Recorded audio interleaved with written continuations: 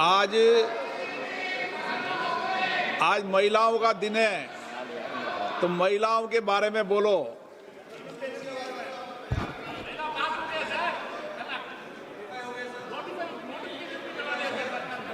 सभा पटल पर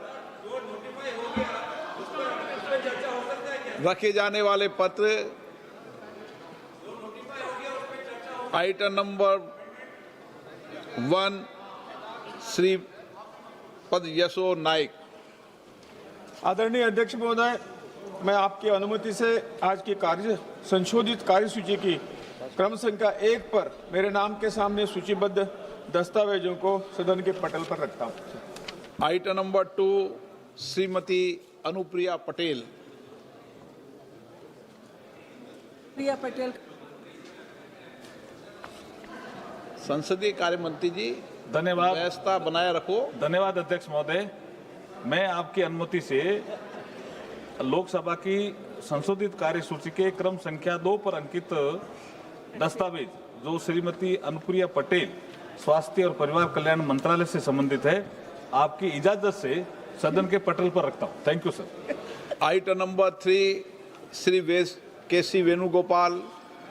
Speaker sir, I wish to present the Hindi and English version of the 45th, 46th and 47th report of the Public Accounts Committee as listed against my name in today's list of business at serial number 3. Item number 4 Shri Anurag Singh Thakur. धन्यवाद speaker sir. I rise to present the 23rd report, Hindi and English version of the Standing Committee on Coal, Mines and Steel as listed against my name in today's list of business. Item number 5 Shri Kirti Vardhan Singh.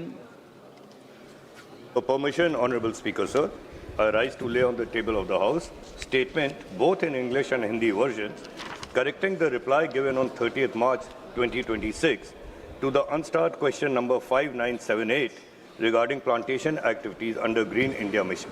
Thank you, sir. Item number 6 Shri Pankaj Chaudhary. मैं अपने वरिष्ठ सहयोगी श्रीमती निर्मला सीतारमण जी की ओर से निम्नलिखित संकल्प प्रस्तुत करता हूं। वित्त अधिनियम 2002 की धारा 147 के साथ पठित केंद्रीय उत्पाद शुल्क अधिनियम 1944 की धारा 3 खा के अनुसरण में यह सभा दिनांक 11 अप्रैल 2026 की अधिसूचना संख्या 14/2026 केंद्रीय उत्पाद शुल्क संख्या 272 और 11 अप्रैल 2026 जिसका आशय हाई स्पीड डीजल पर विशेष अतिरिक्त उत्पाद शुल्क दर को बढ़ाकर 24 रुपया प्रति लीटर करने के लिए वित्त अधिनियम 2002 की 8वीं अनुसूची का संशोधन करना है। एक का एतदार अनुमोदन करती है। प्रश्न ये कि माननीय मंत्री द्वारा प्रस्तुत सांविधिक संकल्प को स्वीकृत किया जाए। जो सदस्य इसके पक्ष में हाँ कहें, जो सदस्य विरोध में ना कहें। मेरे विचार में निर्णय हाँ वालों के पक्ष में सांविधिक संकल्प स्वीकृत हुआ।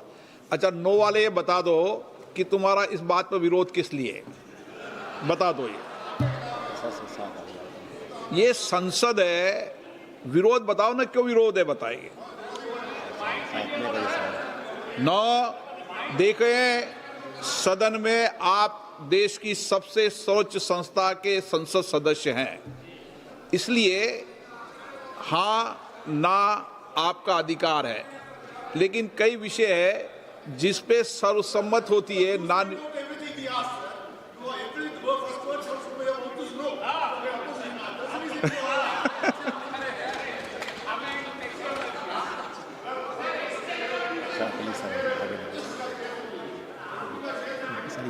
हाँ सुनाओ।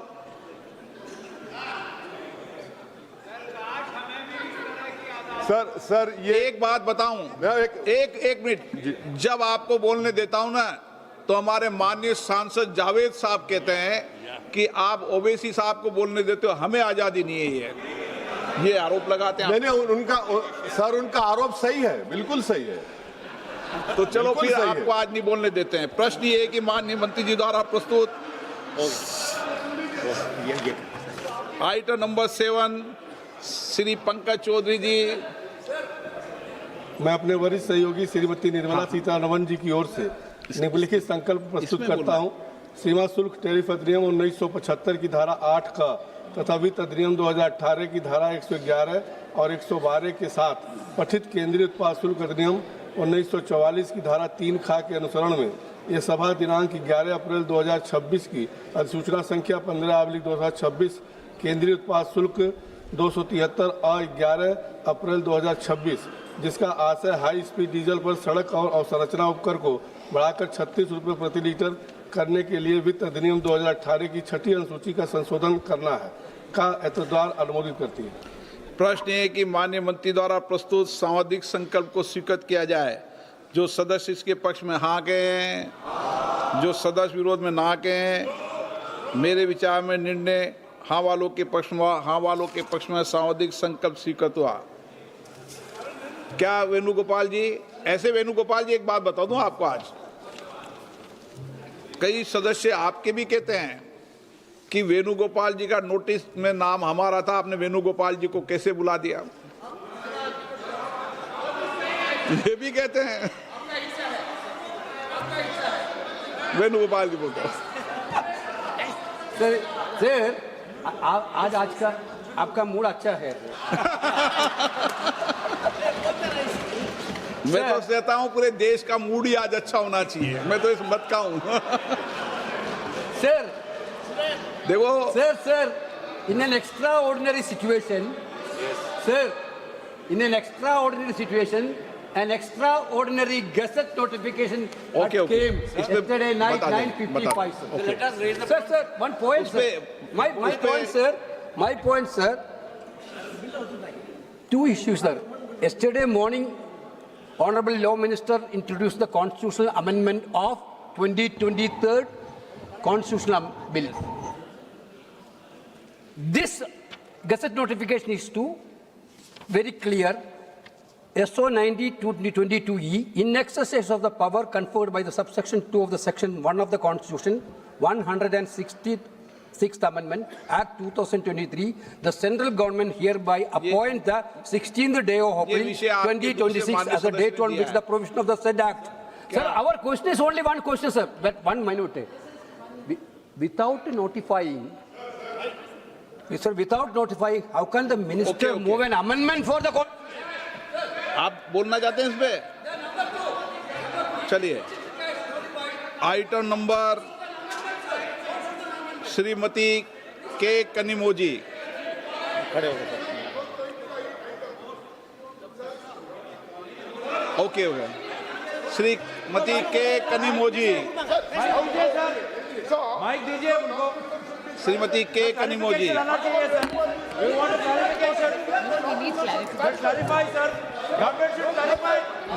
मैं कर दूंगा उसका, मैं स्पष्टीकरण कर दूंगा। श्रीमती के कनिमोजी को बोलने दो, आप दूसरे सदस्यों मत रोको। श्रीमती के कनिमोजी, श्रीमती के कनिमोजी, आप नहीं बोलना चाहती? Yes, sir, but sir, the house is not in order. The house is not in order. Shrimati के Kanimozhi, And we're discussing an amendment. 2 minutes.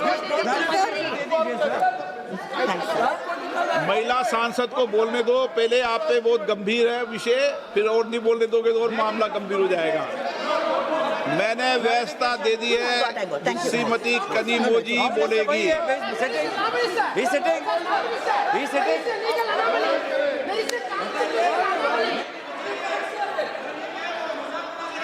Shrimati के Kanimozhi,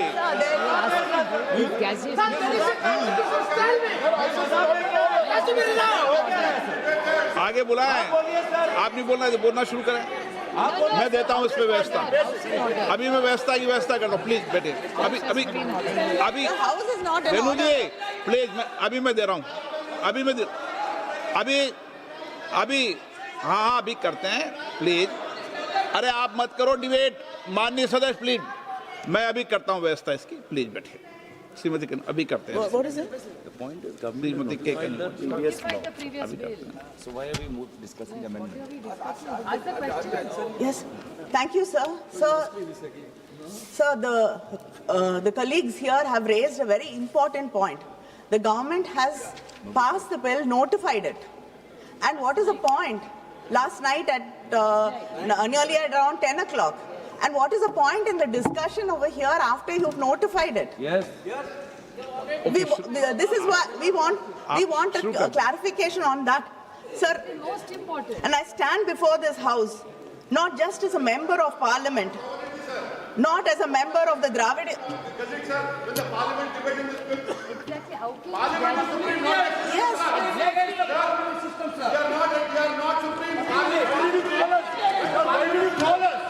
What is the logic of this bill? Sir, how can we debate it when it's gazetted? Owaisi साहब, मैंने यहाँ पर रखी ना आपसे, इस पे कर रहा हूँ मैं। अभी कराते हैं, अभी करते हैं, अभी करते हैं, सब करा देंगे। अभी ओवैसी जी अभी करते हैं,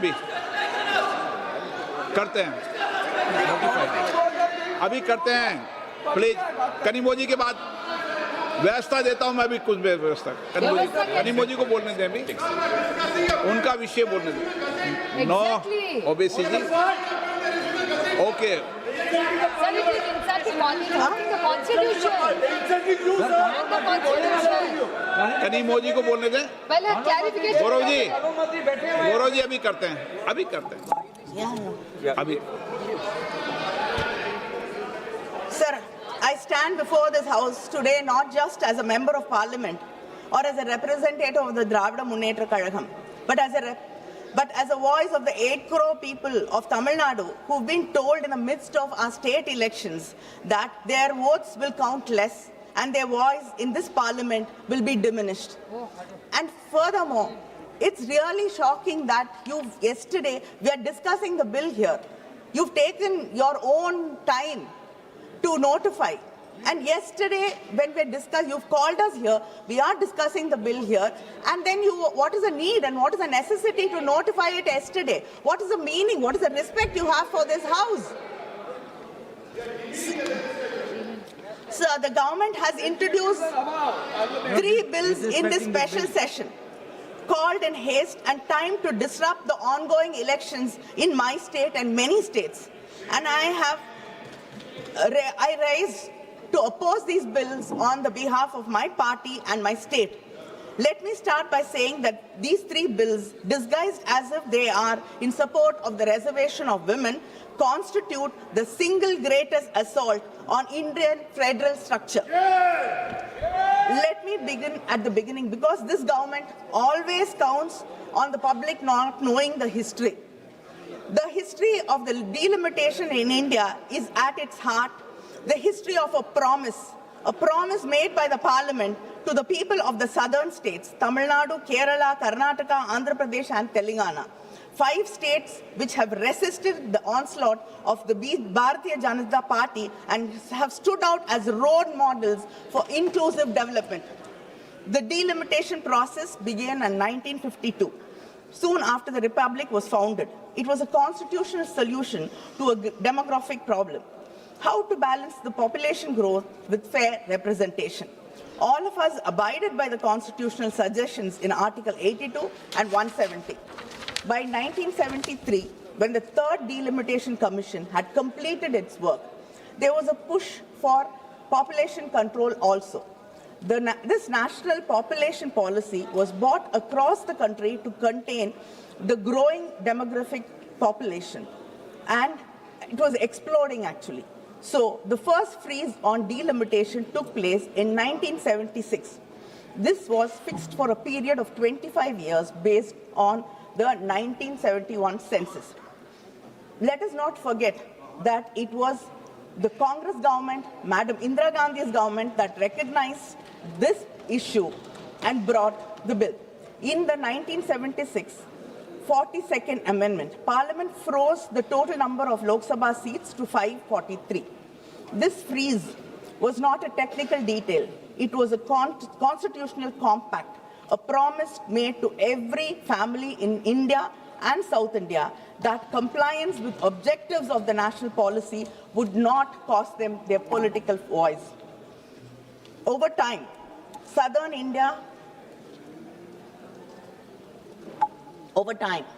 Southern India, Tamil Nadu, Kerala, Karnataka and Andhra had begun to invest in schools, hospitals, women's health. We listened to the union government's repeated call to control our population. We complied. Our fertility rates fell. Our families became smaller. In 2001, understanding that some states, especially southern states and other states like Punjab, had done a better job at these indicators, and some other states had to catch up. That time, there was a government, a union government, which listened to the voices of the people from the south. Yes, I have to give you credit when you deserve it. We are unlike you, always finding fault with us. When there is something to appreciate you, we always appreciate. So under the Vajpayee government, the parliament extended that freeze through the 84th amendment until after the first census following 2026. 24 more years of protection, because then the parliament in its collective wisdom understood that this injustice had to be addressed. Why do we have to increase the seats now to 850? On what basis? The statement of the objective says that there is a change in demographic profile. Yet you are using a 15-year-old 2011 census data to conduct delimitation. You are contradicting yourselves. And 850 seats, most of the MPs, after making the seats 850, might not even get a chance to speak in this parliament for 5 years. Sir, I want to tell this house about a family in Tamil Nadu, a mother and a father, first generation literates. They had only 2 children, not 5, not 6, because they believed in family planning, because the government told them that was the right thing for the country, because they wanted their children to have a better life. That is the story of Tamil Nadu and the South Indian states. Today, Tamil Nadu's total fertility rate is 1.6, lower than France, lower than Australia, lower than United States, your friends. We have completed what the demographers call a demographic transition. Our population is stable. Our women are educated. By every measure of human development, Tamil Nadu is a success story the country has to be proud of. But what does this government say to that family in Tamil Nadu? It says, sorry, you made a wrong choice. You made a mistake by listening to us. You made a mistake by listening to this, because you cared about this country, because you put the country first. You have to suffer. We are going to reduce your representation. Uttar Pradesh's population has grown by 120% since 1971. Tamil Nadu's only by 15%. And contrary to what the Home Minister said yesterday, Clause 4 of the delimitation bill clearly states that the allocations of seats will be on the basis of the latest census figures. The Home Minister says one thing, the bill says another thing. Now, the latest available census is 2011. But again, according to the 2011 formula, UP gains 13 seats. Tamil Nadu loses 11 seats. But the Home Minister yesterday told us that by increasing 50%, Tamil Nadu will gain 39 seats, and which has 39 seats, will gain 59.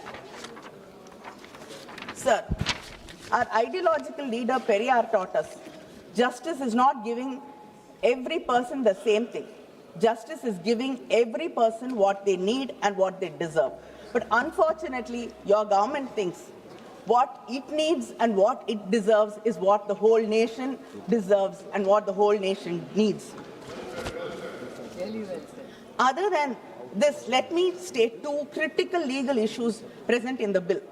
The Constitution bill says that the delimitation will be based on such census as Parliament may by law determine. This is vague and leaves everything open. This literally means that whichever party has a majority in Parliament gets to decide which census it is used to draw the electoral map of this country. Today, you might choose 2011. Tomorrow, you can choose 31. And day after, it can be 1991. This shows a non-application of mind, or a mind determined to push its own agenda on this country. Second, the Delimitation Commission will be chaired by a retired Supreme Court judge, appointed entirely by the Union government, with no consultation with the Chief Justice of India, no consultation with any state government, and no parliamentary confirmation.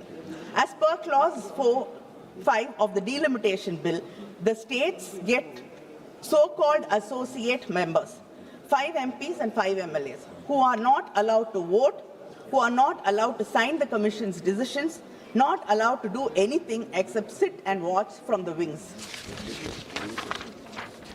The Home Minister said 50% increase across the state. I want to know what happens when the Delimitation Commission does not agree to the Home Minister's suggestion. Are you going to bulldoze the Delimitation Commission also, like what you are usually used to doing? Or will the government then challenge the orders of the Delimitation Commission? Because the Clause 10(2) of the Delimitation Bill 2026 says, after the publication of the orders by the Delimitation Commission, these orders cannot be questioned in any court. Where should we go seeking for fair delimitation in such a situation? Where is our guarantee? The Constitution, in Article 368, says that amendments affecting the representation of states in Parliament must be ratified by at least half the state legislatures, not just passed by Parliament, ratified by the states. If this government is so confident that the delimitation bill is fair, why don't you place these bills before the Tamil Nadu legislature, before the Kerala legislature, before the Karnataka, or before any legislature? If the government truly believed in cooperative federalism, the slogan they have used 1,000 times on different stages, why are you running away from the state legislatures? Have you even called for a meeting? Have you even consulted with the chief ministers? Have you even spoken to the states? Have you bothered? The government passed the Women's Reservation Bill in September 2023 with great fanfare. The Prime Minister called it the civilizational commitment. But they put a condition in this very act. Women's reservation would only work after the 2021 census, which is not scheduled to happen till next year. When was the 2021 census supposed to happen? In 2021. But what happened? You said because of COVID, you had to postpone the census. Then you said operational reasons we could not hold the census. And then by simply not talking about it, you did not hold the census. So the largest democracy in the world, the country that invented modern census, could not conduct census in this country. And now that it is politically convenient, they want to use 2011 census to redraw the map of the Indian democracy. They postponed the census and now they are rewarding themselves with the old census. Sir, I really admire. You're the only government which can turn its failure into a political advantage. Look at when this special session has been called in the midst of election of 5 states. And to speak about timing, because timing is everything in politics. And the timing of this bill are so nakedly, breathtakingly political, I'm almost impressed by the audacity of it. The entire opposition asked you to hold this session after the elections. You ignored it. And yesterday you told us that giving women their rights, bringing these bills are of utmost urgency. You cannot even wait for 2 weeks. But you came to government in 2014. The entire opposition has been requesting you to bring the Women's Reservation Bill. All the leaders in the opposition have written to you. Our leader, our Chief Minister, M.K. Stalin, has written to the Prime Minister saying that the bill should be passed. The DMK Women's Wing had a rally in Delhi asking for the bill to be passed. We've raised this issue thousands of times in Parliament. And for more than a decade, you did not see or understand the urgency. But today, you can't even wait for 2 weeks. And you want to believe us that you care about women's rights. Sir, this is not constitutional reform you're talking about. This is an electoral rescue strategy in these states because you are not going to do well in most of the states. The Constitution 106th Amendment Act of 2023, the Women's Reservation Act, was welcomed by most of the opposition parties here, and the DMK welcomed it. But we said it then, and we are saying it also now. Tying Women's Reservation Bill to delimitation is a trap. It was designed so that you could never have one without the other, so that the BJP can say, if you oppose delimitation, then you're opposing women's rights. If you oppose the destruction of Tamil Nadu's representation, you are against women. The BJP is using women of India as a human shield for its electoral ambitions.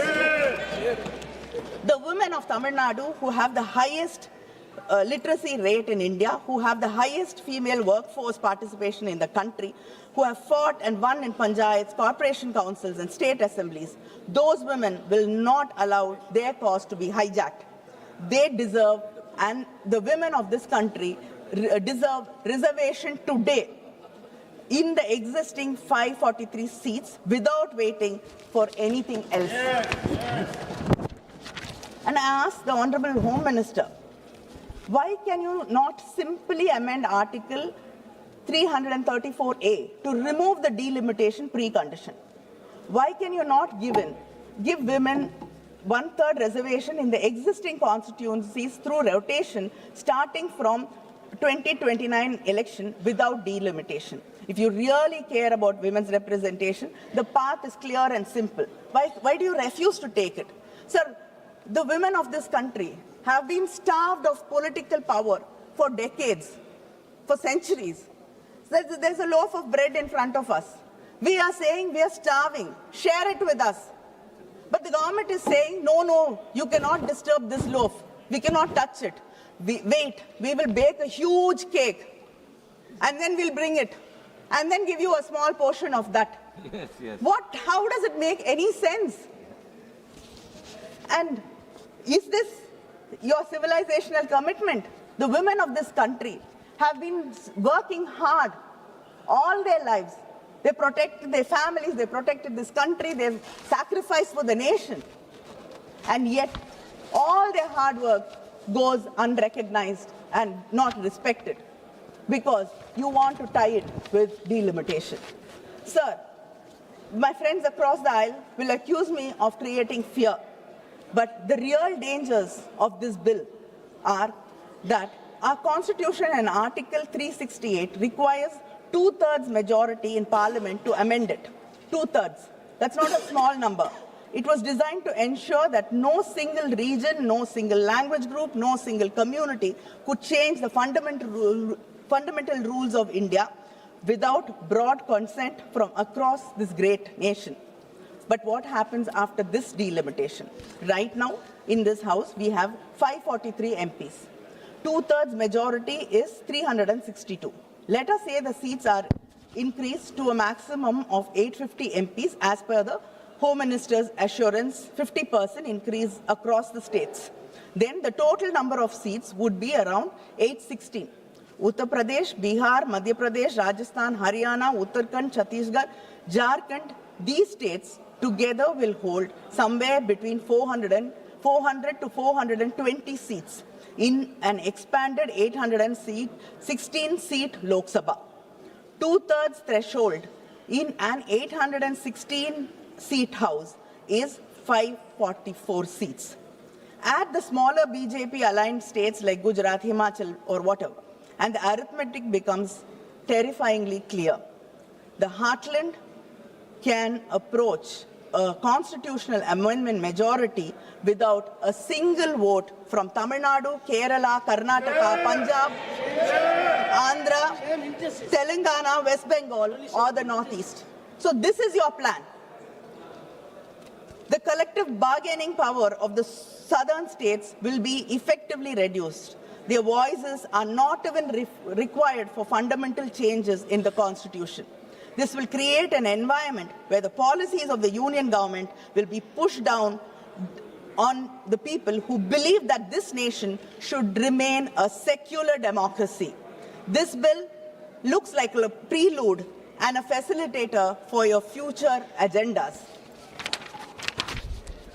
And moreover, the southern states will stand to lose out on the president's election as well. Article 55 governs presidential election vote values. Changing population definition here will alter the vote value of each MLA and MP in presidential elections, giving more electoral weight to MLAs from states that gain seats through delimitation. Directly affects the federal balance in the presidential polls. This bill, sir, is ambiguous in the least, misleading, and it has no clarity or purpose. Let us see an illustration of through the Tamil Nadu share of seats in Lok Sabha. At present, we have 39 seats. As per these bills, which say 2011 census will be followed, it will become 32 seats, given there is no change to the 543 seats. If the maximum seats are increased to 850, as the Home Minister told us yesterday, Tamil Nadu will gain 48 seats. But if the seats are increased, if the seats are increased to 50% across the states, as Home Minister says, it will get around 59 seats. Now I ask the Home Minister, which of the above scenario will happen? Whether 2011 census, or it will be just increased based on 2011 census, or what the Home Minister said. These are three different numbers. I would like to know, we like to have a clarity on which will happen. We want, and sir, we have seen in this house, in many debates, many promises have been made, many assurances have been given, and all that has melted into the polluted air of Delhi. Nothing has seen the light of the day. Sir, we request you to bring it into and make it a part of the bill, whatever assurance it is. And data says that this government, nearly 80 to 90% of the assurances given by this government in the floor of the House are never seen through. Tamil Nadu Chief Minister M.K. Stalin has built a joint action committee of democratic parties and state governments to fight this delimitation. We have held all-party meetings in Chennai. We've passed resolutions. We have written to the Prime Minister. We have demanded that Parliament not rush these bills through in a special session called without adequate notice, without standing committee examination, without even the courtesy of consulting the states whose future is being decided. The Prime Minister has not met us. The government has not convened a meeting in the National Development Council. The Interstate Council, which exists exactly for this reason, has not been convened. Instead, they called a special session of Parliament and scheduled these bills for passage in a matter of few days. Sir, this is not cooperative federalism. This is just calculative politics. In S.R. Bommai and versus Union of India 1994, the Supreme Court has stated that states have an independent constitutional existence, and they have as important role to play in the political, social, educational, and cultural life of the people of the Union. They are neither satellites nor agents of the center. In the Rameshwar Prasad versus Union of India 2006, the Supreme Court held that the basic principles of federalism is that the legislative executive authority is partitioned between the center and the states, not by any law to be made by the center, but by the Constitution itself. That is what the Constitution does. The states under our Constitution are in no way dependent upon the center for their legislative or executive authority. The center and the states are co-equal in this matter. Unfortunately, this government does not recognize the rights of the states. It simply thinks we are here to serve the masters in Delhi according to their diktat.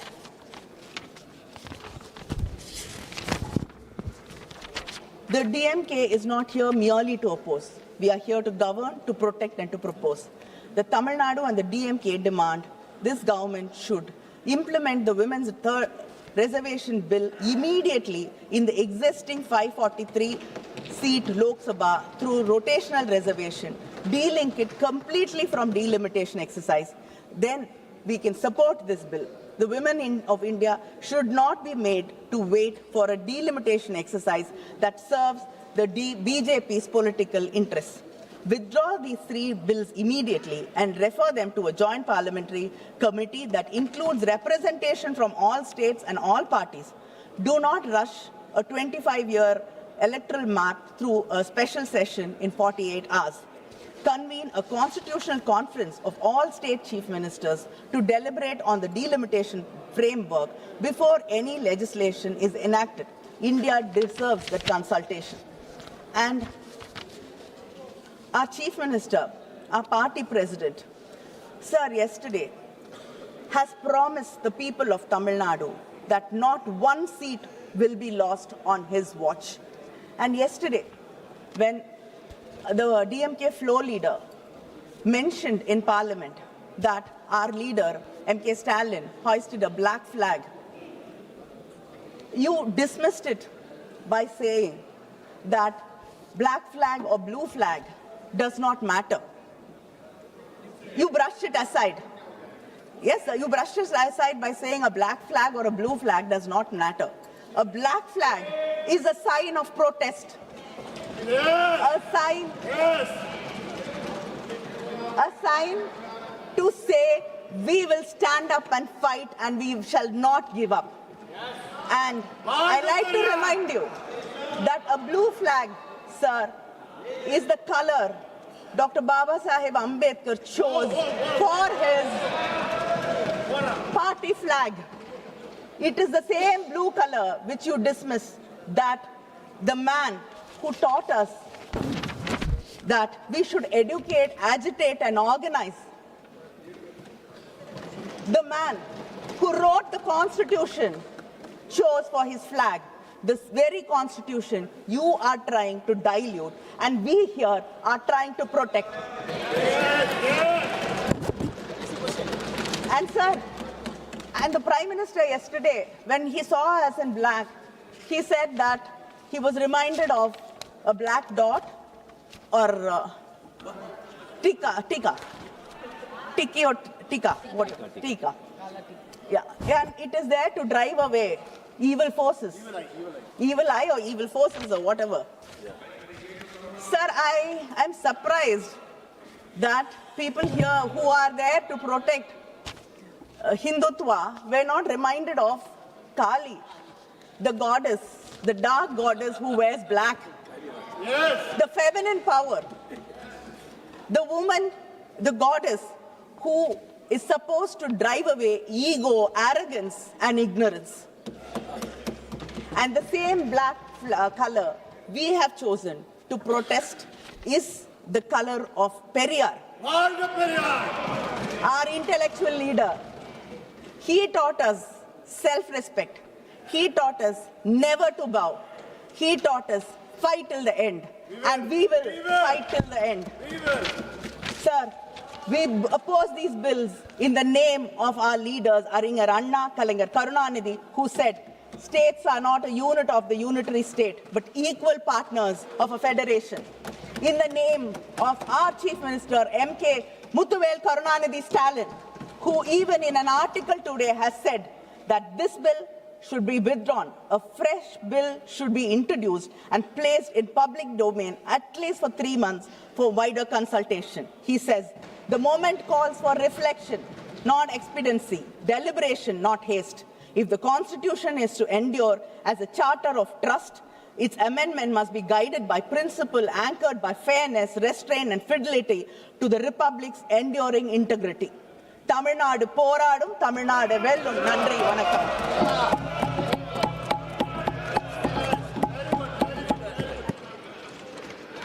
Dr. Shashi Tharoor. Thank you very much, Mr. Speaker. I must say that we all strongly endorse the very impressive presentation by the Speaker before me, sir, because this is a matter that touches the very soul of our democracy, the representation of half of our population in the hallowed halls of our parliament, And for decades, the Women's Reservation Bill has been long promised, frequently discussed, perpetually delayed, like waiting for Godot of our political system. Today, we stand at a threshold where there is remarkably a near unanimous political consensus in favor of women's reservation. Every major party in this House recognizes that the time for tokenism is over and the era of equal partnership must begin. And yet I'm finding myself deeply perturbed by the legislative exercise before us.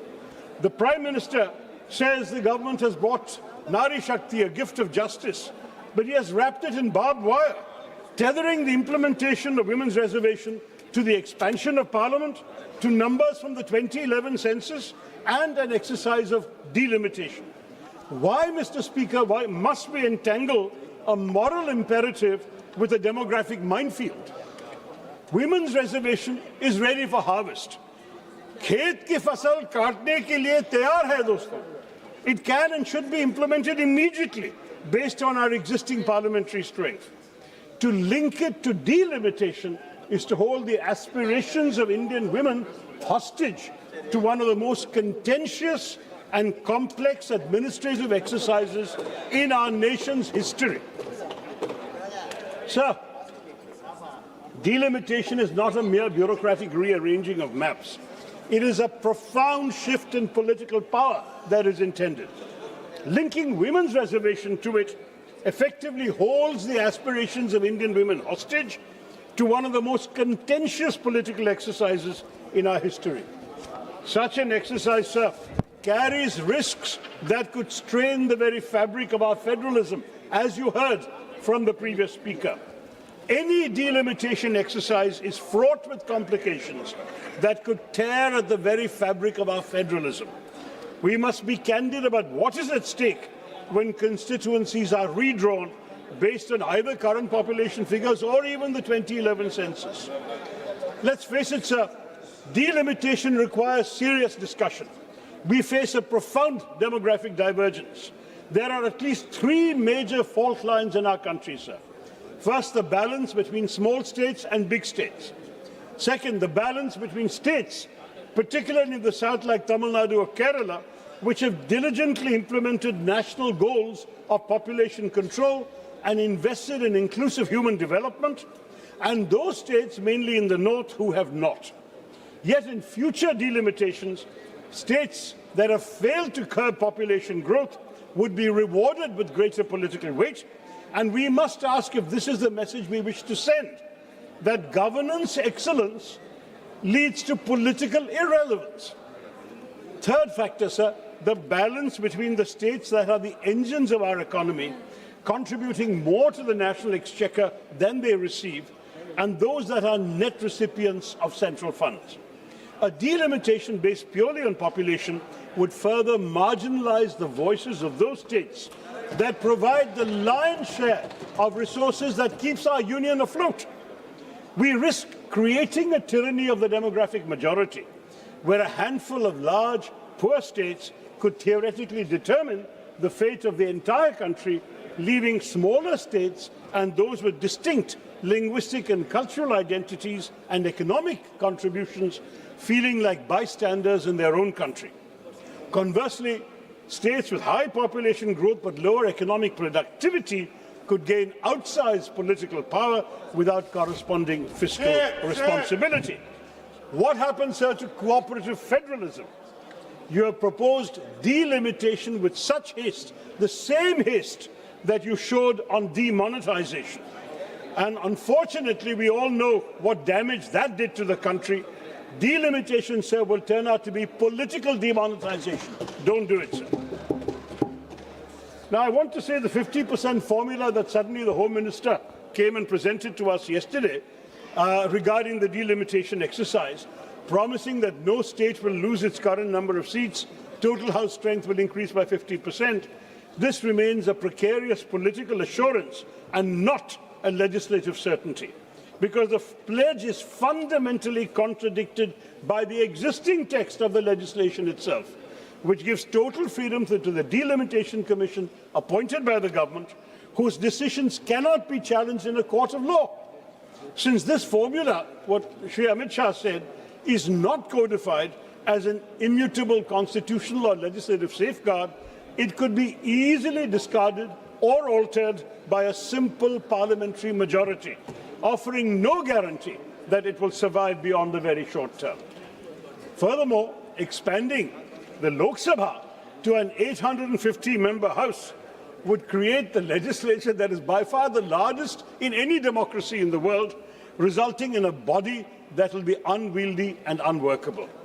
This is especially true, sir, in an era where the government has been systematically reducing the duration of parliament sittings. Whereas the first and second Lok Sabhas met for an average of 125 days a year, the 16th and 17th Lok Sabhas saw that figure plummet to just below 60 days, sir. In such a constrained schedule, what will your job be, sir? An 850-member chamber would require at least a doubling of the time currently allotted to question hour, 0 hour for a majority of MPs. मेरे कार्यकाल में होगा तो सबको मौका दे दूंगा। Sir, for a majority. देर रात कल भी इसी महिला संशोधन बिल पर रात को 1:25 तक सभी महिला सदस्यों को मौका दिया, सबको। देखिए, लेकिन ये भी आपके बारे में भी चिंता है, सर। और for a majority of MPs to have any chance of meaningful participation, you'll have to double the time allotted to question hour and 0 hour, failing which a majority of representatives would be effectively silenced, sir. How will you manage to give 850 MPs a chance to speak?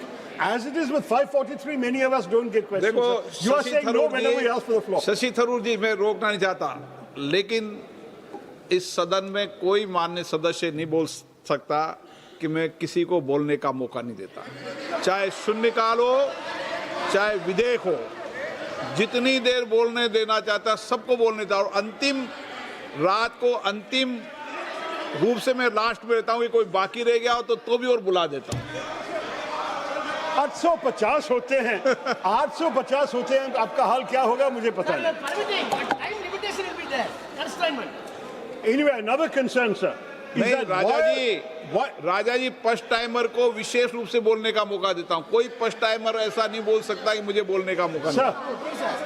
Sir, let me continue, sir. Another concern is while the size of the Lok Sabha is being expanded in the government's proposal, Prakash ji देते हैं ना मौका। there is no corresponding proposal to increase the strength of the Rajya Sabha. Raises a serious structural concern, sir. This alters the relative balance between the two houses. In the event of a joint sitting, the significantly larger Lok Sabha would dominate the voting process, and the imbalance would also extend to the elections of president and vice president, where each MP casts an equal vote. So we are amplifying our own house and our own weight without, unfortunately, giving any heed to our colleagues in the upper house. And you can imagine, if the upper house is the chamber of states, then you can understand the concern of states that their weightage is not being respected, sir. Now, these are all problems, Mr. Speaker, that cannot be solved by a simple calculator. They require a great compromise. A historic settlement is needed in our country that ensures that no region feels diminished. And, sir, even though one of the BJP speakers had criticized me for making some suggestions from international examples, let me say there is no harm in looking to international examples where diverse unions have grappled with this exact tension.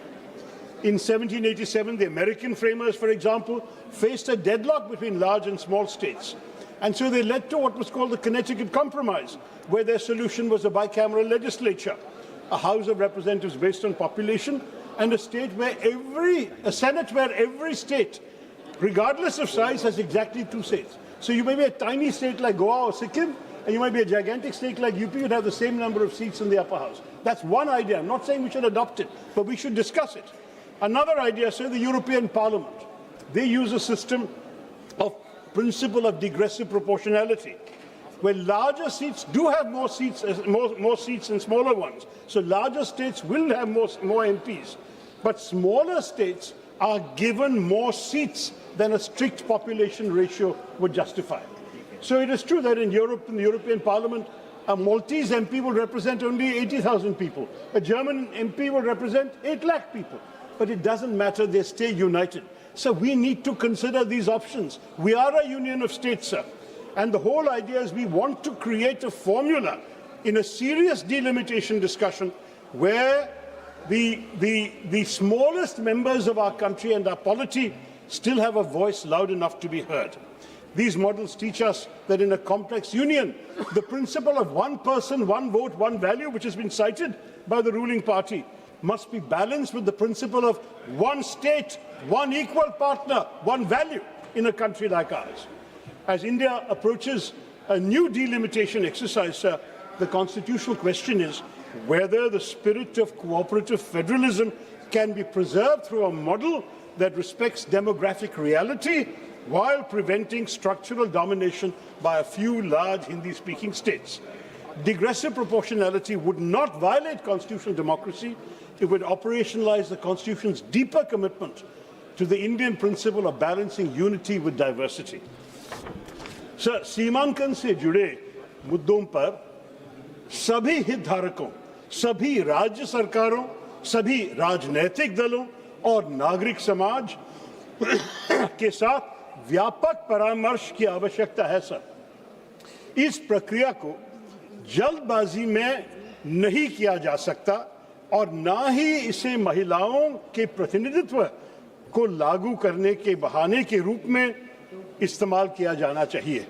सरकार देश के निर्वाचन मानचित्र को पर्याप्त विचार विमर्श और व्यापक परामर्श के बिना क्यों पुनर्निर्धारित करना चाहेगी, ये मुझे समझ में नहीं आ रहा sir. I urge the government, therefore, to decouple these issues. Pass the women's reservation bill today, we will support it. The Prime Minister spoke with passion about Nari Shakti. Let it take effect already in the next general election, using our current seat count. Show the women of India that your commitment is not a mere rhetorical flourish. As for delimitation, sir, let us defer it. Let us constitute a formal mechanism, perhaps a JPC, sir, to debate a new federal settlement that protects the interests of all states. Let us ensure that a march towards a new India does not give us a disunited India. Let us not leave our most successful states behind. Bharatiya Ekta ke liye hame kaam karna chahiye, sir. Let us give women their due now. Mahilaon ko Nari Shakti hi de de, or give our nation, our union of states, the time it needs to solve its demographic challenges with wisdom and not just arithmetic.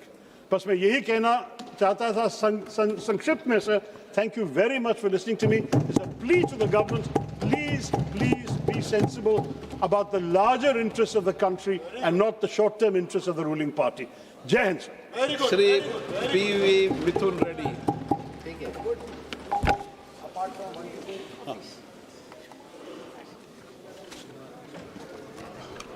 Thank you, ma'am. Yesterday we heard the Home Minister speak in the evening. He was saying about, he spoke about a proportionate increase of seats for, based on the existing number of seats what every state has. So we welcome this, but we have concerns. Madam, we have concerns because a mere oral commitment is not enough. I will tell you an example also. On this very floor of the House during the partition of the state, both the Congress and BJP promised us, the then Prime Minister himself promised us special category status for the state. It was an oral promise and it was not kept up.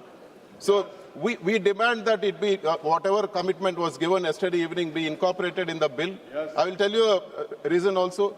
One of the amendments passed by Sri OICG carries the same content. If that amendment is accepted, the same thing whatever the Honorable Home Minister has promised in the floor of the House will be incorporated into the bill. So we demand that it be put, whatever promise was given may be part of the bill. And a lot of members spoke about regional imbalances.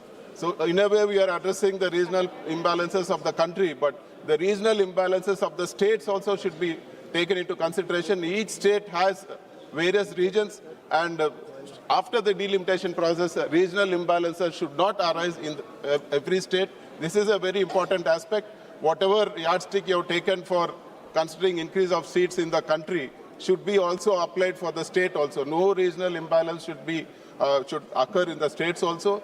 And there is one more condition in the delimitation committee which says that 5 members, associate members will be picked up from the parliament and 5 from the state.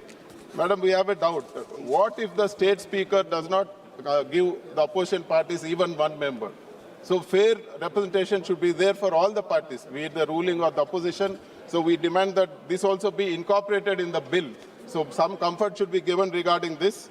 And overall, this delimitation process should be a national building process. It should not be such that it should not be a tool to crush the opposition. And regarding women reservation, our party and our leader has always advocated empowering of women.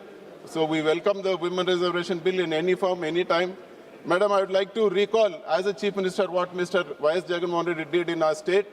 He gave 50% reservation for women in all the local bodies. He gave 50% reservation for women in all the nominated works. He also gave maximum importance for women in all the social welfare schemes.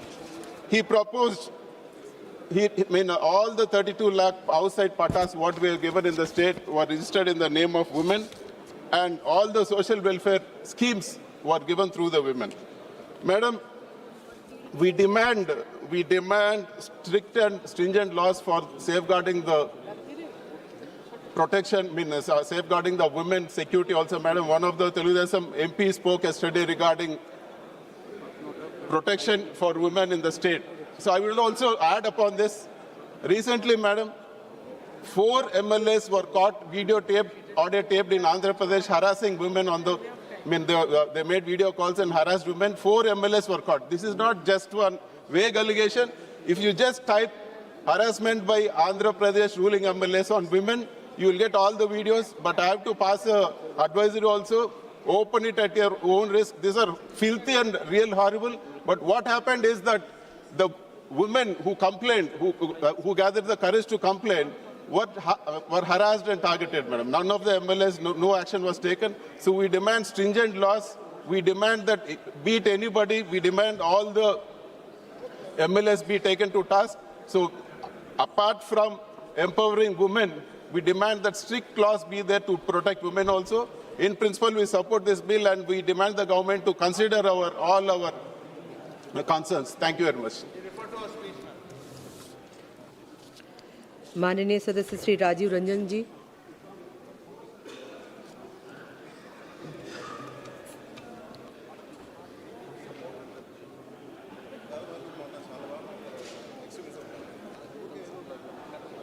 महोदय, आज सदन के सामने एक संविधान संशोधन विधेयक और 2 विधेयक विचार के लिए रखे हुए हैं, जिस पर चर्चा हो रही।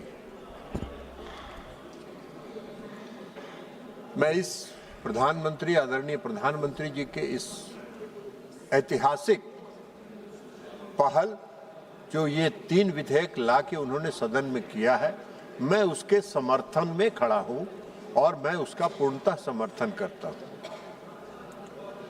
महोदय, आदरणीय प्रधानमंत्री नरेंद्र मोदी जी का शुरू से, प्रारंभ से, माननीय सदस्य सभी अपने अपने स्थान पर बैठ जाइए प्लीज। माननीय सदस्यगण प्लीज अपने अपने स्थान पर बैठ जाइए प्लीज। माननीय सदस्य इस तरफ भी प्लीज। माननीय महोदय, कंटिन्यू। महोदय, प्रधानमंत्री जी का शुरू से, प्रारंभ से एक विजन रहा है और वो विजन रहा है सबका साथ, सबका विकास, सबका विश्वास और सबका प्रयास। आज जो ये 3 विधेयक, संविधान संशोधन विधेयक और 2 विधेयक जो सदन में लाए गए हैं, वो उसी दृष्टिकोण को ध्यान में रख के लाया गया है। महोदय, 50%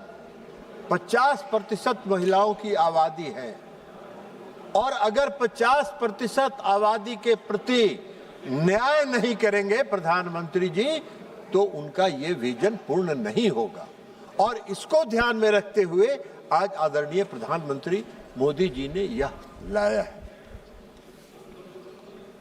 आज इसलिए लाया है उन्होंने कि जो कानून बनाने में आज पंचायतों में है, पंचायतों में 33% आरक्षण था, कई राज्यों ने 50% आरक्षण किया, मैं उस पर बाद में आऊंगा। लेकिन प्रधानमंत्री जी ने भी कल कहा और सारे गांव में इस बात की चर्चा है कि मैं पंचायतों में तो वर्षों से शासन चला रही हूं। इस देश का कानून बनाने में, राज्य के कानून बनाने में मेरी भागीदारी कब होगी? और इसको ध्यान में रखते हुए प्रधानमंत्री जी ने उन 50% महिलाओं के प्रति न्याय किया है और न्याय करके यह बिल लाने का काम उन्होंने किया। आज आवश्यकता इस बात की है कि उनको कानून बनाने में सहभागिता उनकी सुनिश्चित होनी चाहिए। महोदया, प्रधानमंत्री जी ने संसदीय लोकतंत्र के इतिहास में 2 ऐतिहासिक कदम उठाए। पहला ऐतिहासिक कदम उठाया उन्होंने 2023 में।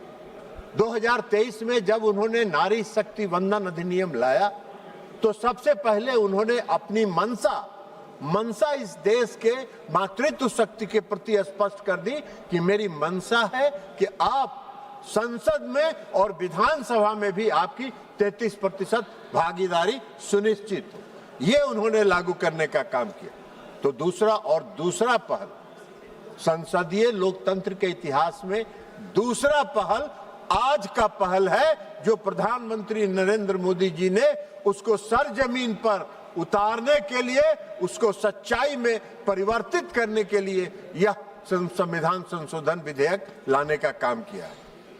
उनका प्रयास है, यह उनकी सोच है यह कि 2029 में जो लोकसभा का चुनाव हो उसमें 33% महिलाएं इस सदन के सदस्य बने। और आप कल्पना कर सकती हैं महोदया, आप कल्पना कर सकती हैं कि 19वीं लोकसभा का परिदृश्य क्या होगा जब पूरी दुनिया देखेगी कि भारत के संसद में 33% महिलाएं आके बैठी हैं और वो उसकी भागीदार हैं। सरकार के कामकाज में वो भागीदार हैं, सरकार में उनकी सहभागिता है। यह काम ऐतिहासिक करने का काम उन्होंने किया और इसलिए और इसी को ध्यान में रख के उन्होंने परिसीमन आयोग बनाने के लिए भी अधिनियम लाया। अब परिसीमन आयोग का क्या काम है? परिसीमन आयोग का काम है कि देश की आबादी के आधार पर विधानसभाओं में 50% सीट बढ़ा दी जाए। 50% अगर सीट बढ़ जाएगी तो स्वाभाविक तौर पर लोकसभा में भी सीटें बढ़ जाएगी और उसमें 33% महिलाओं को आरक्षण मिलेगा। इसमें कौन सा गुनाह है? इसमें कौन सी है? 2011 का सेंसस हो या 2023 का सेंसस हो, 26 का सेंसस हो, इसमें क्या अंतर पड़ना है? महिलाएं तो महिलाएं, महिला एक समाज है और वो महिलाएं चाहे जिस वर्ग की महिला हो, महिला है। और महिलाओं के साथ न्याय में ये आनाकानी और जो रास्ता खोजने का काम किया जा रहा है, महिला विरोधी होने के लिए जो रास्ता खोजने का काम किया जा रहा है, उसका इस देश की महिलाएं उसका समर्थन कभी नहीं करेंगी। इस देश की महिलाएं, कल प्रधानमंत्री जी ने भी सचेत किया है, आपको बता देंगे, अभी ठहर जाइए थोड़ी ना, अभी अखिलेश जी को बताते हैं। तो इसलिए ये आ रहा है, अब विधानसभाओं में सीटें बढ़ेगी, लोकसभा में भी सीटें बढ़ेगी, तो इसमें क्या दिक्कत है भाई? इसमें कोई दिक्कत नहीं होना चाहिए। लेकिन मैं कल देख रहा था, मैं कल सुन रहा था कि माननीय सदस्य प्रियंका जी अभी किरण रिजिजू जी चले गए, नहीं तो और मेघवाल साहब हैं, किरण रिजिजू जी जा रहे हैं, हम उन्हीं को एक कोट करके उनको वो साबित करना चाहते हैं। उन्होंने कल भाषण दिया, उनका भाषण हम बहुत ध्यान से सुन रहे थे। उन्होंने 3-4 बातों का उल्लेख किया। पहली बात उन्होंने कहा कि जल्दीबाजी में क्यों लाई गई। 50% महिलाओं को आरक्षण देना जल्दीबाजी का कदम नहीं हो सकता है। 50% उनकी आबादी है, और 50% उनकी आबादी है, तो और उनको कानून में और संसद में, विधानसभाओं में बैठने का हक देने का अगर कोई कानून लाया है प्रधानमंत्री जी ने, तो वो जल्दीबाजी का कानून नहीं है। 2023 में यह नारी शक्ति वंदन अधिनियम पास हुआ और आज 2026 है। 3 साल के बाद उसकी पूरी तैयारी करके और पूरे सोच समझकर यह बात कही गई है। उन्होंने क्या कहा? उन्होंने आगे कहा कांग्रेस पार्टी कभी नहीं होने देगी। अरे हम सबको मालूम है, इस पूरे देश को मालूम है कि किसी भी परिवर्तन को, किसी भी सामाजिक परिवर्तन को आप नहीं लागू होने देना चाहते हैं। आपकी मंशा बहुत साफ है, इसलिए आपने ये बात कही। अब ये बात अगर कांग्रेस का कोई दूसरा सदस्य कहता तो मुझको लगता कि चलिए भाई अनजाने में कह दिया हो, लेकिन कांग्रेस की टॉप लीडरशिप में श्रीमती प्रियंका गांधी जब ये बोल रही है सदन में कि हम इसको कभी नहीं लागू होने देंगे, तो मुझको आश्चर्य हुआ इस बात का कि ये कांग्रेस पार्टी की सोची समझी राजनीति है। ये उनकी रणनीति है कि कोई भी ऐतिहासिक कदम जो इस देश में क्रांति, जो सामाजिक क्रांति लाने वाला कदम है, उसका समर्थन कभी कांग्रेस पार्टी नहीं करेगी। यह उनकी मंशा स्पष्ट करती है। उन्होंने एक बात और कहा, उन्होंने कहा कि सर्वदलीय बैठक नहीं बुलाई गई। अखबारों में खबर छपती रही, अखबारों में खबर सुनते रहे और एक बैग सदन के में बिल लेके आ गए। अर्जुन मेघवाल जी, किरण रिजिजू जी चले गए, माननीय संसदीय कार्य मंत्री माननीय अर्जुन मेघवाल जी यहाँ बैठे हुए हैं, संसदीय कार्य मंत्री वो भी हैं। वो बताएं कि सर्वदलीय बैठक बुलाई गई थी कि नहीं। सर्वदलीय बैठक बुलाई गई थी और कांग्रेस पार्टी का प्रतिनिधि उस बैठक में शामिल नहीं हुआ, बार बार आग्रह करने के बावजूद। आपकी मंशा तो पहले से स्पष्ट थी, आपकी मंशा तो दिख रही थी कि आप कौन सा काम करना चाहते हैं। आप कोई भी सामाजिक क्रांति के कदम को समर्थन नहीं कर सकते हैं। हाँ, ये अलग बात है, मैं पहले भी कहा हूं, आज भी कह रहा हूं कि मोदी जी का चेहरा आपको पसंद नहीं आता है। अरे भाई, अगर मोदी जी का चेहरा आपको पसंद नहीं आता है और इस देश की जनता को पसंद आ रहा है, तो आपको क्या दिक्कत है? देश की जनता के साथ जुड़ जाइए और मोदी जी के चेहरा को न चाहते हुए भी कहिए कि वाह बहुत अच्छा है। तो ये काम तो करिए। उन्होंने क्या कहा? उन्होंने यह भी कहा कि यह संविधान संशोधन अगर पास होगा तो लोकतंत्र समाप्त हो जाएगा। क्या लोकतंत्र की परिभाषा बता रही हैं? अगर 50% आबादी संसद में बैठेगी तो लोकतंत्र कहां से समाप्त हो जाएगा? अरे लोकतंत्र समाप्त करने का प्रयास तो कांग्रेस पार्टी ने एक बार किया था, जो इस देश की जनता ने कांग्रेस पार्टी को उखाड़ के फेंक देने का काम किया, कांग्रेस पार्टी को नस्ताबूद कर देने का काम किया। इस देश के लोकतंत्र की जड़ इतनी मजबूत है कि कोई चाह के भी इस देश के लोकतंत्र को समाप्त नहीं कर सकता है। इस गलतफहमी में नहीं दीजिए। तो सभी उनके जो तर्क थे, कल मैंने सुना बहुत विस्तार से उनका भाषण, थोड़ी मीठी आवाज में बोलती हैं। अभी नहीं हुआ है खत्म मैडम, इतना जल्दी मुड़ी मत हिलाइए, अभी समाप्त बचा हुआ है बहुत कुछ। तो इसलिए कोई तथ्य नहीं है। अब कल प्रधानमंत्री जी का भाषण सुने, आप लोगों ने भी सुना होगा। प्रधानमंत्री जी ने आपको सचेत किया है कि अगर आपने इसका विरोध किया तो बरसों तक इसका खामियाजा आपको भुगतना पड़ेगा।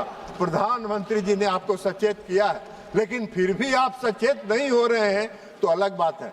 मैं उनको एक उदाहरण देके बताना चाहता हूं। पंचायतों में 33% का आरक्षण लागू था। 2005 में बिहार के मुख्यमंत्री नीतीश कुमार जी बने और 2006 में उन्होंने कहा कि 33% हम नहीं मानते हैं हम इस देश में महिलाओं की आबादी और इस राज्य में महिलाओं की आबादी 50% है। हम 50% पंचायती राज व्यवस्था में नगर निकाय में आरक्षण देंगे। और सिर्फ उन्होंने पंचायतों में और नगर निकाय में आरक्षण नहीं दिया, मुख्यमंत्री नीतीश कुमार जी ने एकल पद जो प्रमुख का पद होता है, जिला परिषद के अध्यक्ष का पद होता है, सरपंच का पद होता है, उस पर भी आरक्षण उन्होंने दिया। लालू प्रसाद जी उसमें विरोध में थे, एनडीए की सरकार थी, लालू प्रसाद जी ने उस नीतीश जी के फॉर्मूले का विरोध किया और आज तक उनको खामियाजा भुगतना पड़ रहा है। आज तक बिहार की जन एनडीए, मैंने देखा है बिहार के एनडीए के साथ वहां की महिलाएं 100% खड़ी होती हैं। आप इस बार के चुनाव का वोट निकाल के देख लीजिए। अखिलेश जी, हम आपको कहेंगे, मेरे मित्र हैं, उनसे सचेत रहिए, उनके चक्कर में मत पड़िए, उनके चक्कर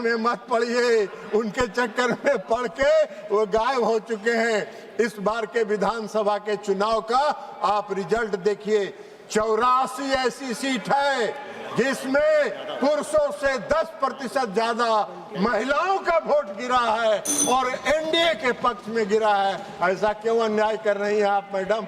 अन्याय मत करिए, आप ऐसा अन्याय मत करिए। मेघवाल जी कह रहे हैं कि कुछ उनकी पार्टी का टाइम दे दीजिए इधर। बोलिए मेघवाल जी। अब 2023 से मातृत्व शक्ति इंतजार कर रही। 2023 में जब नारी शक्ति वंदन अधिनियम आया, उस समय से इस देश की मातृत्व शक्ति इंतजार कर रही है कि मुझको कब मौका मिलेगा। और जब प्रधानमंत्री जी ने आज उनको मौका दिया तो आप विरोध में खड़े हो गए। अरे ऐसा क्या है?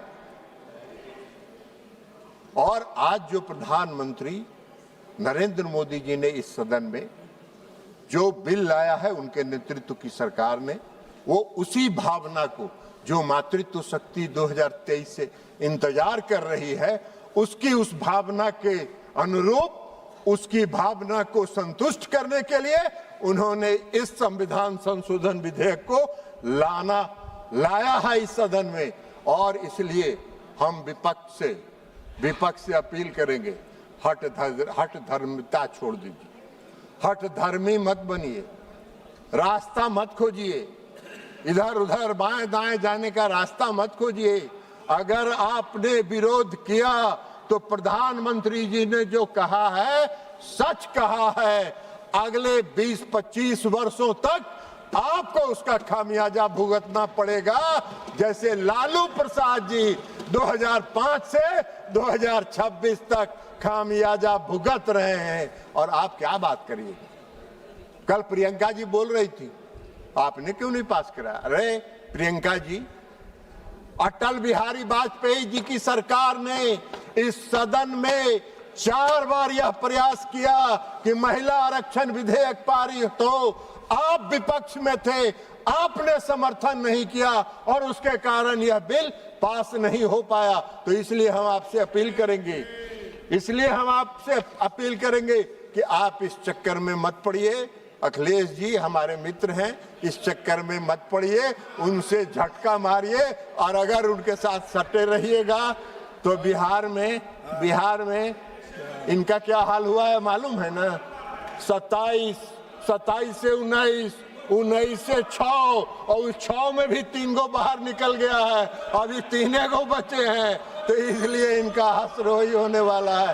तो इसलिए इन्हीं शब्दों के साथ मैं इस संविधान संशोधन विधेयक का और जो अन्य विधेयक आए हैं, मैं उसका पुरजोर समर्थन करता हूं और प्रधानमंत्री जी को इस बात के लिए धन्यवाद देता हूं, आभार व्यक्त करता हूं कि आपने 50% की आबादी के साथ न्याय करने का काम किया।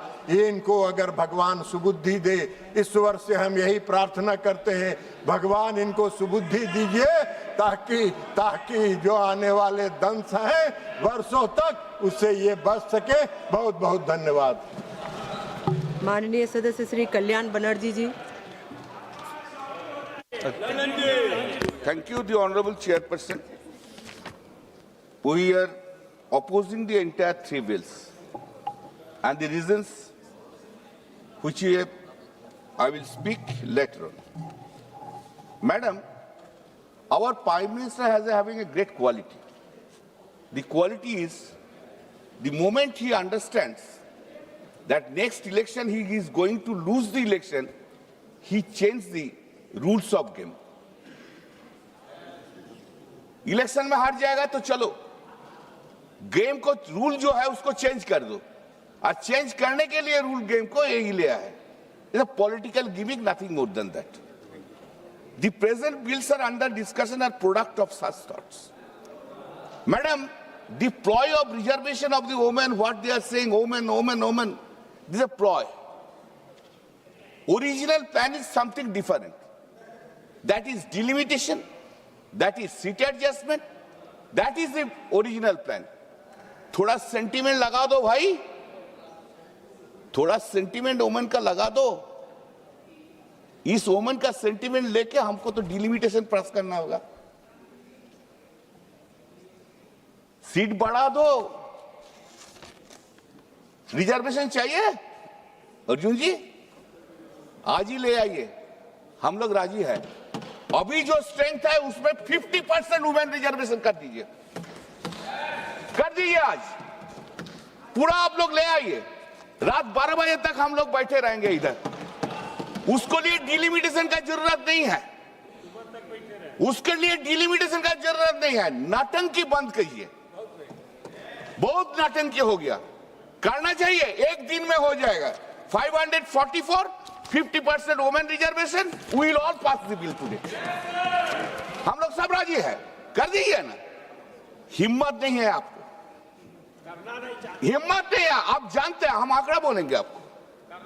आप लोग करना नहीं चाहते. आप लोग पार्टी में भी नहीं किया है. आप लोग क्या करेंगे?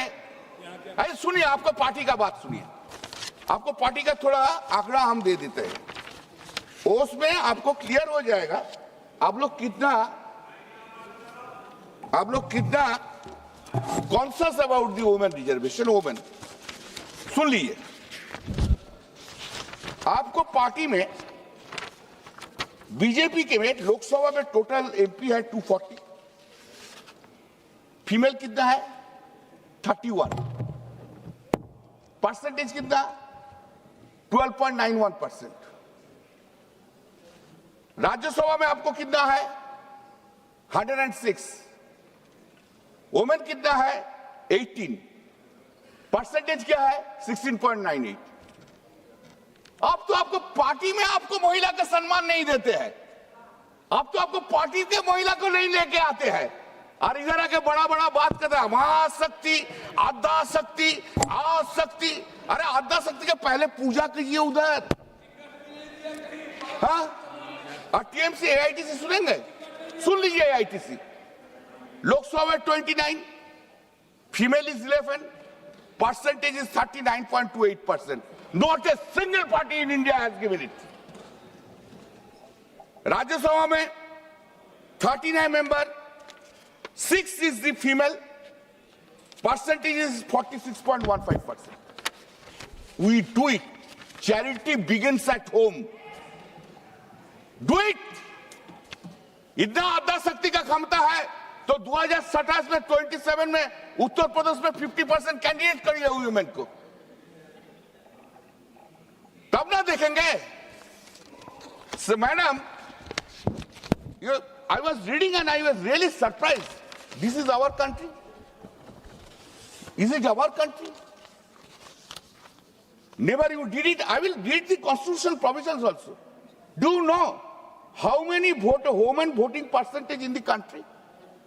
Women voting percentage in this country is 65.78%. ये जो सरकार सब चल रहा है ना, जिधर ही जो सरकार है वो वुमेन वोट से चल रहा है. और वुमेन को आप लोग रेस्पेक्ट नहीं किया, डिसरेस्पेक्ट किया. मैडम, आई क्या गलत है? चल बैठे बैठे बैठे बैठे बैठे बैठे. Now if we read the constitution, This is 131 amendment bill. 131 amendment bill.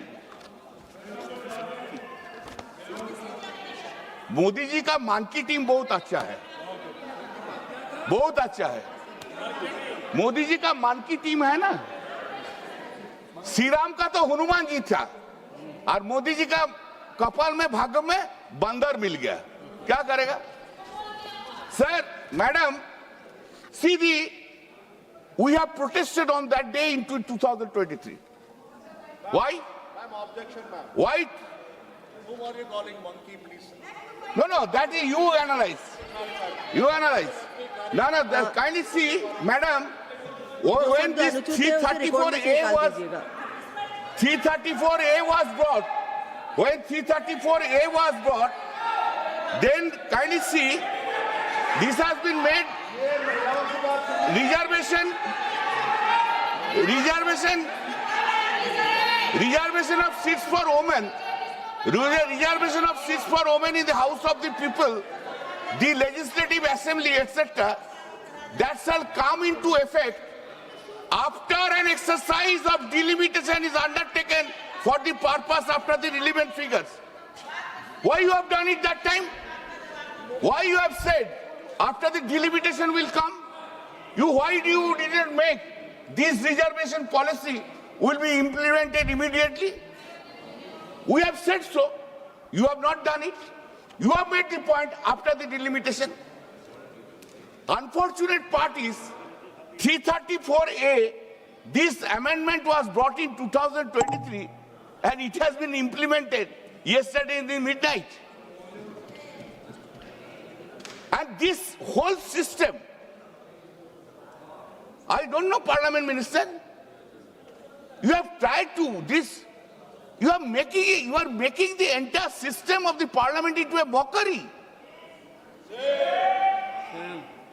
The act which has not been given effect to, how there can be an amendment? I don't understand this point. Amendment कब होता है? जिसको life आता है, उसका बाद तो amendment होता है. अब लाइफ ही नहीं दिया, amendment लेके चला आया. Somebody has advised Mr. Law Minister must be yesterday. Then what are you doing? You have not given effect to. तब रात में नोटिफिकेशन निकल गया. जो रात में नोटिफिकेशन निकल गया, इफेक्ट दे दो भाई. नहीं तो totally faulty procedure you are taking. Now 334. This is the. You could have done it. This is not done. Now next point is,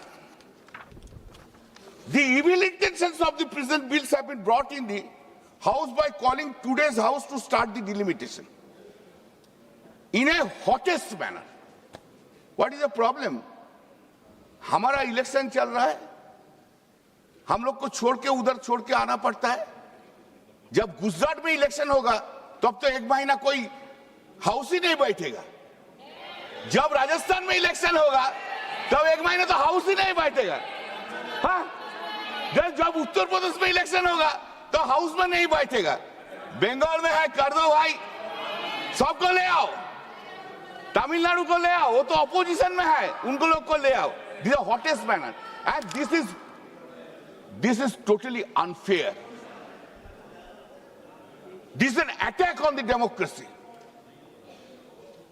This is not a level playing field. Unfortunate. Now, madam, I have seen a picture. Picture was widely circulated. Must be everyone has seen it. The Honorable Chief Justice of India, along with his wife, pushing into a button in a app for registration of their names in the census. Census process has then begun. When census process has been begun, until the census process is not finished, how there can be a delimitation? Is it not totally inconsistent? You have introduced it. Unconstitutional. I am coming. This is You have begun. You have begun it. Now, in the midst of it, you are saying, no. We'll go by the 2011 census. Just I give you some data, madam. You see, first delimitation had taken place in 1953. Census was 1951. Second delimitation had taken place in 1963. Census was 1961. Third delimitation taken place in 1973. Census was 1971. Fourth delimitation, that is in 2002. Census was 2001. Now you are relying upon a census of 2011. You are talking about this. 2011 to 2026, 15 years have gone. You are making a law into a mockery. What right you will give to the peoples of this country? What right you will give? Madam, I don't have any objection, kindly. I don't have any objection. I am giving a suggestion. Accept it. I have 50% reservation on the basis of this. Let it be done. Second, 50% of the ministry should be reserved for the women. And the Prime Minister's seat also be reserved for the women by rotation. अरे मोदी जी तो नहीं आएगा, चिंता क्या है? दे दीजिए women को 50%. And I respect this honorable speaker Birla जी, मेरा बहुत प्यार का, बहुत रिस्पेक्ट करता है, बहुत अच्छा आदमी है. लेकिन unfortunately BJP will not come back in power in 2029. Speaker post को भी रिजर्व कर दीजिए वोमेन के लिए, कर दीजिए. हम लोग राजी है. अरे वो लोग राजी नहीं है, हम लोग राजी है. क्या हम लोग राजी ना? 50% seats should be reserved. 50% minister should be reserved. Why only Nirmala Sitharaman? Make more cabinet minister for the women. Let us hear, let us see. Madam, see, just give me, madam. Representation should be constitutional, not convenient. It should be constitutional, it should be done. We oppose the linking it with the delimitation. Women's reservation is not bargaining. Today you have brought it for the bargaining purpose, to pass the delimitation. You are making this woman representative woman bill for the bargaining purpose. Why should you accept it? We respect the woman. हम लोग नारी शक्ति के भरोसा करते हैं. मंत्री जी थोड़ा मेरा पास आए जाएंगे. काली जी और दुर्गा जी के लेके रहते हैं. आप तो सिर्फ जय श्री राम लेके रहता है. हम काली जी दुर्गा जी का भक्त है. समझा? हम लोग हैं सब. और श्री राम जी भी किसका पूजा किया? दुर्गा जी का पूजा किया था. ये पैरिटी. हाँ, आप लोग सीता की भी नाम लेते नहीं लेते हैं. अरे राम जी, सीता छोड़ के राम जी कैसे होता है? हम लोग बोलते हैं जय सिया राम, आप लोग बोलते हैं श्री राम. यही तो डिस्टिंक्शन है. हम सीता जी को भी रेस्पेक्ट करते हैं, आप तो उसको भूल ही गए. The parity is stated. Sir, madam, give me some time. TMC has already, madam, we have 2011 we have come into the power in the state of West Bengal. And Mamata Banerjee, Honorable Chief Minister's Mamata Banerjee's first step was 50% reservation in the local bodies. देख लीजिए उधर कितना प्रधान है. We have done it. 50%. अरे बैठे. CPM का sir लड़ने का हिम्मत नहीं था. बैठे. डेमोक्रेसी लिया है इसलिए बात करता है वेस्ट बंगाल. बैठे. माननीय सदस्य. Sir, madam, there is no constitutional necessity to increase seats or undertake delimitation to implement women reservation. जरूरत नहीं है.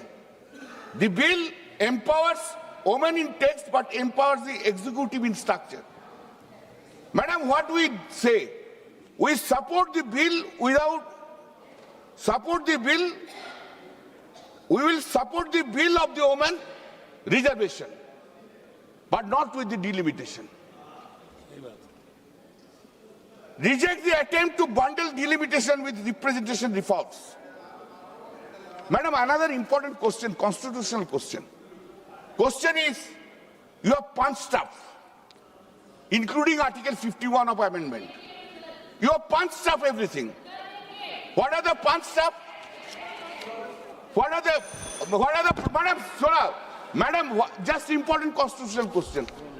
Minister, I will want to point it out to the ministers. You have punched up, you are amending Article 51 along with this bill. For passing the bills, you need 2/3. You don't have. And for Article 51, you have to go to the hub of the states. How can you do it? This is a political gimmick, nothing more than. You don't have any intention to make reservation for the women. नाटंकी कर रहा है, पूरा नाटंकी कर रहा है प्रधानमंत्री जी, पूरा drama चल रहा है. Thank you, madam. Thank you, ma'am, for allowing me to speak on this important amendments. Ma'am, I represent Telugu Desam Party. On behalf of Telugu Desam Party, I'm standing here. A party which is a regional party from Andhra Pradesh, which has substantial amount of members in this house as well as in Rajya Sabha. On behalf of Telugu Desam Party, I stand here in support of both women reservation. On behalf of Telugu Desam Party, I stand in support of delimitation also. And as just Mahoji has posed, a lot of people are posing a lot of questions to us. Of course, this is democracy. A lot of people will pose and we have to answer. As a regional party, that too coming from South India, the first question is, as you're coming from South India, are you going to support this? Second question is, will TDP support delimitation as well as women's reservation if the seats are 543 or 815? Whether TDP had considered about losing its representation with increase in seats? These are the questions. And fourth question was, why TDP is not asking for 2011 census or latest census? And fifth question is, does delimitation be fair? Wouldn't it be gerrymandering? These are the questions that people are posing it. Members inside the House and media outside were posing this to Telugu Desam Party, and it's our duty to answer these questions. And it is our duty to put it on record also in this House. Ma'am, Telugu Desam Party is in support of Women's Reservation Bill because